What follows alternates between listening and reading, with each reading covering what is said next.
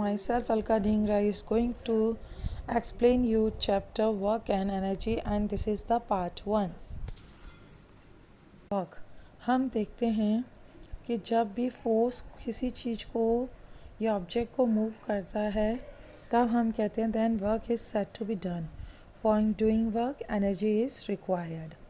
When the work is done by human beings or animals, then the energy for doing work is supplied by the food which they eat. When work is done, an equal amount of energy is used up. तो इस तरह से कहें तो क्या होता है, work is done when a force produces motion. आपको जैसे एग्जांपल बताते हैं, जैसे इंजन मूव करता है train along a railway line, तो is said to be doing a work. Horse pulling कर रहा है cart, it is also doing work. And man climbing the stairs of house is also doing in work in moving against the force of gravity. आपको मालूम है जो work done by a force on a body होता है वो depends करता है on 2 factors. First, magnitude of the force, and second, distance through which the body moves और in the direction of force. तो हम कैसे वर्क को डिफाइन करेंगे? Work done in moving a body is equal to the product of force exerted on the body and the distance moved by the body in the direction of force. That is, work is equal to force into distance moved in a direction of force. और उसको हम कैसे लिख सकते हैं? Work is equal to force into distance. If force F acts on a body and moves in a direction S in its own direction, then work done is equal to force into distance, or W is equal to F into S, where W is a work and F is a force and S is a distance. जब body move करती है on the ground by applying force, then the work is done against frictions. आपको मालूम है कि हम क्या करते हैं टर्म डिस्टेंस को in the definition of work, but a few books also use the term displacement in the direction of work. तो हम वर्क को ऐसे भी लिख सकते हैं, work is equal to force into displacement in the direction of force, और work is equal to force into displacement, और W is equal to F into S. जो यूनिट होता है वर्क का वो क्या होता है? आपको मालूम है कि जो फोर्स का यूनिट क्या होता है? न्यूटन, और डिस्टेंस का होता है मीटर. तो वर्क का क्या हो गया? Newton metre, which is written as NM. तो इसको हम यूनिट ऑफ वर्क को जूल बोलते हैं.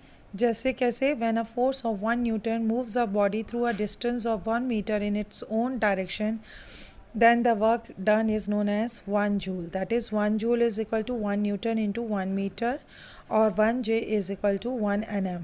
तो जो ऐसा यूनिट होता है वर्क का वो क्या होता है? Joule, which is defined by the letter J. आपको मालूम है वर्क क्या होती है? स्केलर क्वांटिटी होती है, और जो कंडीशन होती है for a force to do work is that it should produce motion in an object. Clear है सबको? Work done by a force may be a positive और नेगेटिव. आपको मालूम है जो work done by a force is positive कब होता है? जब force and displacement are in the same direction. और जब the work done by the force if negative if the force and displacement are in opposite direction. और work done by a force is zero if there is a no displacement. Work done by a force is zero if the force is perpendicular to the displacement. जैसे example मैं आपको show कर रही हूँ कि जब हम कोई लिफ्ट कर रहे हैं ऑब्जेक्ट, तो ऑब्जेक्ट मूव करता है upward in the direction of force. Here the work done is positive, but there is the force of gravity acting downwards on the object. The work done by the force of gravity is negative. इसी तरह से porter है जो lift कर रहा है luggage of 15 kgs from the ground and puts is on his head 1 metre above the ground. तो हमें वर्क डन बाय इसको कैलकुलेट करना है. तो मास ऑफ लगेज कितना हो गया? M, 15 kg, displacement 1.5 m, acceleration due to gravity 10 meter पर सेकेंड. तो वर्क डन का क्या हो गया? W is equal to F into S, और is equal to mg into S. 15 into 10 into 1.5 is equal to 225 kg meter पर second, और 225 newton पर मीटर, और 225 joule. Next, work done against gravity. आपको मालूम है जो force of gravity of earth होता है वो आपको सभी को मालूम है पुल्स करता है everything towards the surface of the earth. जैसे हम लिफ्ट करते हैं बुक फ्रॉम अ टेबल, तो we do work against the force of gravity. When body is lifted vertically upwards, then the force required to lift the body is equal to its weight. Whenever work is done against gravity, the amount of work done is equal to the product of weight of the body and the vertical distance through which the body is lifted. जैसे suppose कर रहे हैं कि कोई body है, उसका मास है m, lifted vertically कर रहे हैं उसको upward through a distance h. In this case क्या होता है, जो फोर्स रिक्वायर्ड होता है to lift the body will be equal to the weight of the body, that is m into g, where m is mass and g is acceleration due to gravity. तो जो work done in lifting a body is equal to क्या हो गया, weight of body into vertical distance, that is W is equal to m into g into h, where W is work done, m mass of the body, g acceleration due to gravity and h height through which the body is lifted. तो इस फॉर्मूले को हम use करते हैं to calculate the work done in all those cases where the object is being lifted upward against the force of gravity. समझ में आ गया है सबको? जैसे एक एग्जांपल ले लेते हैं. How much work is done by the force of 10 newton in a moving a object through a distance of 1 metre in the direction of the force. तो सिंपल सा फॉर्मूला रखेंगे, W is equal to F into S. F 10 newton हो गया, distance 1 हो गया, तो work done कितना हो गया, 10 जूल. तो जो फार्मूला होता है for the work done when a body moves at an angle to the direction of force, क्या होता है कि जो वर्क डन होता है in pulling the body will be equal to the product of horizontal component of the force and distance move by body. In this cases हम क्या लिखते हैं, जो horizontal component of force F is होता है F cos theta and the distance move is S. Thus work done W is equal to F cos theta into S, where F is force applied, theta angle between the direction of force and the direction of motion, और S क्या हो जाता है, distance move. तो जितने भी theta जो होता है वो क्या होता है, angle between the direction of motion of body and the direction of the force applied. अब जैसे वर्क डन होता है, force acts in a right angle to the direction of motion, तो उसका जो वर्क डन का फॉर्मूला हो जाएगा वो क्या हो जाएगा, W is equal to F cos theta 90 into S is equal to F into zero into S. Because जो कॉस थीटा 90 की जो वैल्यू होती है वो क्या होती है, ज़ीरो, तो वर्क डन W कितना हो जाता है, ज़ीरो. इसका मतलब ये हो जाता है कि जब डिस्प्लेसमेंट ऑफ द बॉडी होता है is perpendicular that is 90 degree to the direction of force, no work is done. Now positive, negative and zero work. The work done by a force can be positive, negative और zero. जो मैंने पहले भी बताया था कि जो work done होता है वो पॉजिटिव कब होता है, जब फोर्स एक्ट करता है in the direction of motion of the body, और नेगेटिव तो कब होता है, जब फोर्स एक्ट करता है opposite in the direction of the motion of the body, और ज़ीरो कब होता है, जब फोर्स एक्ट करता है right angle to the direction of motion of the body.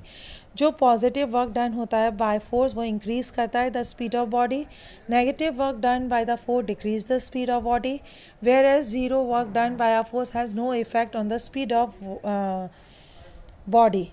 तो कैसे, जैसे हमने किक किया football lying on the ground, then the football start moving. तो जो फोर्स है हमारा किक का वो क्या कर रहा है, मूव कर रहा है फुटबॉल को. तो here we applied the force in the direction of motion of football, so the work done on the football in this case भी positive and it increase the speed of football. अब जैसे football moving on the ground slow down gradually and ultimately stop. क्यों, क्योंकि force due to friction acts on the football. जो force of friction है acts करता है in direction opposite to the direction of motion of football. So in this case work done by the force of friction in the football is negative and it decrease the speed of football. इसी तरह से क्या होता है, जो satellites होते हैं जैसे मून है, मूव अराउंड द अर्थ होता है in circular path. In this case क्या होता है, जो ग्रेविटेशनल फोर्स ऑफ अर्थ होता है एक्ट्स करता है on the satellite at right angles to the direction of motion of satellite. So work done by the earth on the satellite moving around the circular path is zero. Similarly the work done by the sun on planets moving around it in circular orbit is zero. Yes, energy आपको मालूम है what is energy. Energy is the ability to do work. So the amount of energy possessed by a body is equal to the amount of work if we can do when energy is required. तो जो body energy can do work as follows. कैसे, body which possesses energy can exert a force on another object. During this process, some of the energy of the body is transferred to the object. By gaining energy, the objects move, and when the object move, work is said to be done. Energy is a scalar quantity. It has only a magnitude but no direction. जो unit होता है energy का वो क्या होता है, joule ही होता है। क्यों? जब हम कहते हैं work is done than equal amount of energy is consume. कई बार हम बिगर एनर्जी भी यूज़ करते हैं तो उस टाइम हम बिगर यूनिट ऑफ एनर्जी को यूज़ करते हैं, that is known as kilo joule, है ना। तो 1 kilo joule is equal to 1000 joule और 1 kilo joule is equal to 1000 joule. तो ये किसके जो unit of energy called joule is named after a British physician James Prescott Joule. There are so many types of energy: kinetic energy, potential energy, chemical energy, heat energy, light energy, sound energy, electrical energy, and nuclear energy. But in this chapters, we will read kinetic energy and potential energy. First is, what is a kinetic energy? The energy of a body due to its motion is called kinetic energy. जैसे example ले रहे हैं, जो moving cricket ball होती है can do work in pushing back the stumps. Moving a water can do work in turning turbine for generating electricity. तो इस तरह से जब moving body is capable of doing work and hand possesses energy, that is known as a kinetic energy. आपको मालूम है कि जो काइनेटिक एनर्जी होती है and a moving bullet can penetrate even a steel plate due to its kinetic energy, which is on account of its high speed. Amount of a kinetic energy of a moving body depends on two factors, that is mass of body and velocity.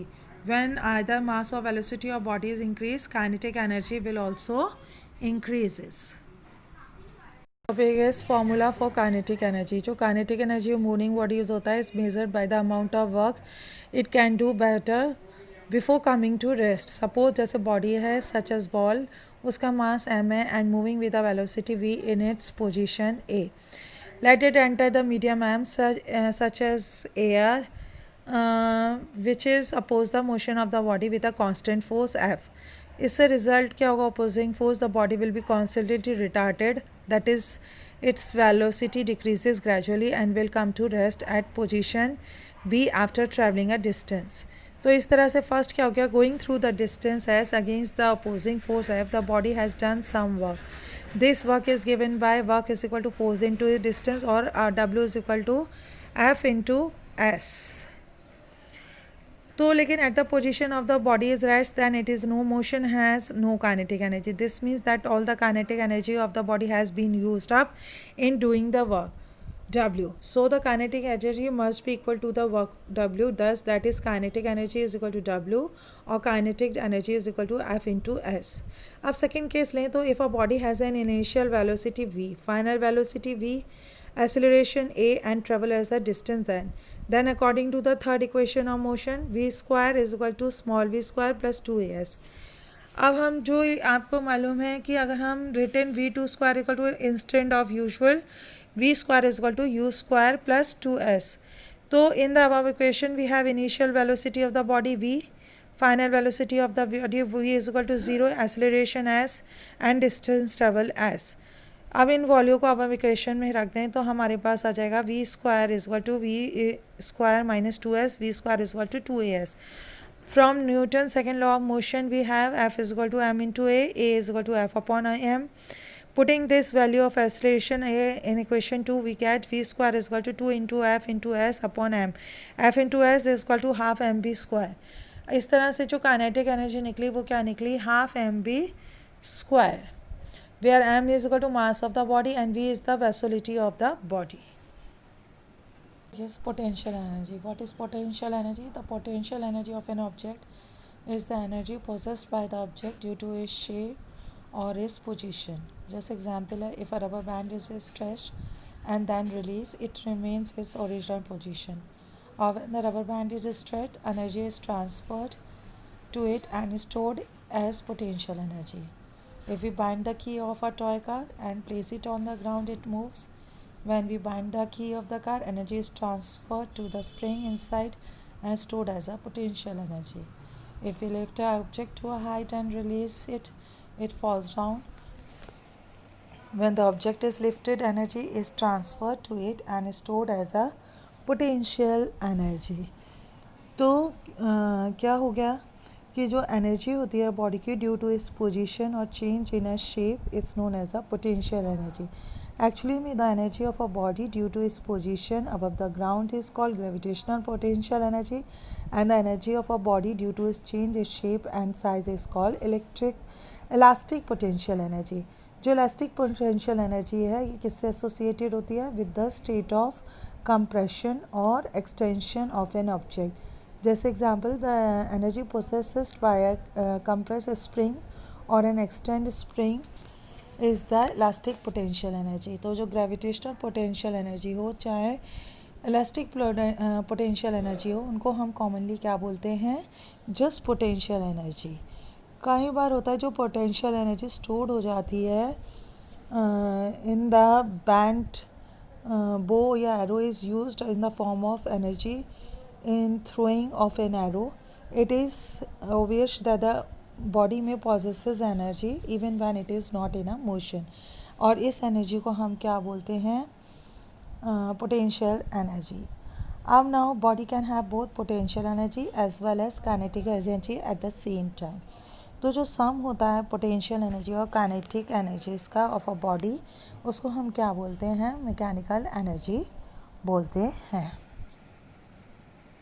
Potential energy आपको मालूम है, जब object raise हो जाता है height पे तो उसकी एनर्जी इंक्रीज होती है. क्यों? क्योंकि वर्क डन है ऑन इट अगेंस्ट ग्रेविटी. तो जो एनर्जी प्रेजेंट होती है इन सच ऑब्जेक्ट, उसको हम क्या बोलते हैं? Gravitational potential energy. आप सपोज करें कि कोई ऑब्जेक्ट है, उसका मास एम है, हाइट हो रही है रेज तक एच फ्रॉम द ग्राउंड. तो जो force required to raise the object is equal to the weight of the object, that is M into g. G is the acceleration due to gravity. Work done is equal to force into displacement और W is equal to mg into h is equal to mgh. तो ये क्या होती है? इसकी potential energy होती है. So potential energy gain by the object EP, that is mgh. EP means potential energy. अब जैसे एक एग्जांपल दे रहे हैं हम, find the energy processed by the object of a mass 10 kg when it is at a height of 6 meter above the ground, given g is equal to 9.8.